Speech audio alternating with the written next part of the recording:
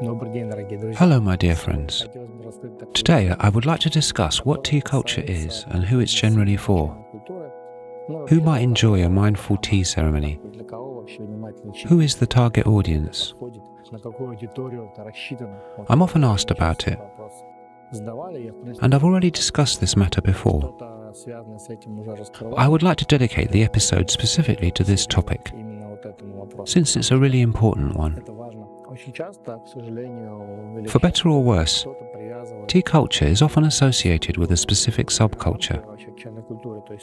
It's usually implied that tea is only for those people who are deeply involved with the Chinese culture and its philosophical aspects, or that the tea ceremony is something so unique that an ordinary person would never understand it, or would never have enough time to master it, or memorize the difficult Chinese terms, or would never learn to use the special teaware devices, and so on. So from the beginning, people imagine it as something very complex, very strange, something hard for a normal person to even comprehend. This is especially true not for the brewing itself, but for the spiritual aspects of the ceremony. Because there are a lot of different sides to a practice like this, they all unfold differently. I personally think we should apply the middle way approach towards the tea ceremony, and towards tea in general. I believe that tea is absolutely for everyone, and you should not limit yourself. Not in the sense that some can brew a tea bag, and some can perform a ceremony. Obviously, there are different ways to have tea. I mean, a proper mindful tea ceremony is also for everybody. Having tea the correct way is really great. I've mentioned many times before that the water and the tea are the most important considerations. You can always brew tea in a mug, but still, if you brew it the right way, it will be better. It makes it a more tastier, deeper and richer experience. You can always find time and place. The idea that you don't have enough time to drink tea mindfully is often an illusion. I've never had this happen. Possibly I might not have had the tea set on me, so it wasn't convenient. If you're at work, you can always set up a tea corner. At home especially, you can set up a tea space. Having a special tea corner prepared, the space, where you always drink your tea is very convenient. You have your tea tray set up there, so you can sit down whenever. Having tea the right way brings more joy. Not just the brew is important, but how you perform every action. If you sit straight, if you're at peace, even if you only have a little time, 20 minutes might be enough to enjoy the tea the right way. And it will be completely different from the 15 minutes spent on tea from a bag, or tea brewed in a mug, even if it's good quality. The world seems so fast and people live in a constant rush to keep up, but it's so excessive. People think, I don't have time, I'm in a hurry, mindful tea sessions are not for me, or simply, not now. Don't be fooled, there's always time.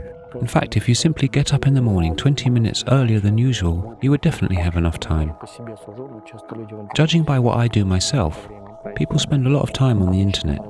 People waste time on utterly useless, uninteresting things, just getting lost in the web browser, or occupy themselves with something not at all worthy of their precious time and attention. If instead you make time for your favourite drink, it'll prove to be much more rewarding. As for some of the subcultural aspects, some people think, to be into tea, I have to be interested in China and Chinese culture. But I'm not into Chinese culture, so tea must not be for me. But I know many tea lovers who are not keen on Chinese culture or feel no connection to China. And I don't believe that tea should be identified with China, even though most good tea comes from China. You don't have to be a follower or an admirer of China or Chinese culture to be able to enjoy tea. You don't have to be in love with every aspect of the tea ceremony in order to brew the tea mindfully. Every action shows a practical approach. You take a gaiwan or a teapot, a cup, a cha hai, a tea tray. Each of these items has a functional purpose. And if brewed carefully, if brewed mindfully, tea would turn out interesting and delicious. You would get the right aroma, the right aftertaste, the right effect. You'll have a truly enjoyable experience. If you're with friends, you would enjoy a conversation over tea, and these special moments together. A certain atmosphere is being created around the tea tray, space for communication with your friends, or reflection if you're by yourself. This space is very versatile. It's not prescribed for one kind of person or another. Tea is absolutely for all people and is suitable for all ages. If you happen to run into tea that you don't understand, don't immediately think that the whole tea culture is like that. It happens. I've talked about it before in a video about a beginner's impressions. You try something you don't like and assume that it all must be the same. And you don't know how to enjoy it, so Chinese tea is not for you. A person doesn't realize that it takes a lot of time to even get an idea about the varieties of tea available. There's plenty of tea to taste, and a whole variety of methods to brew it. You can certainly find something that will appeal to you. Besides, tea culture is dynamically changing. The tradition is forming. Local customs and general tendencies are all developing.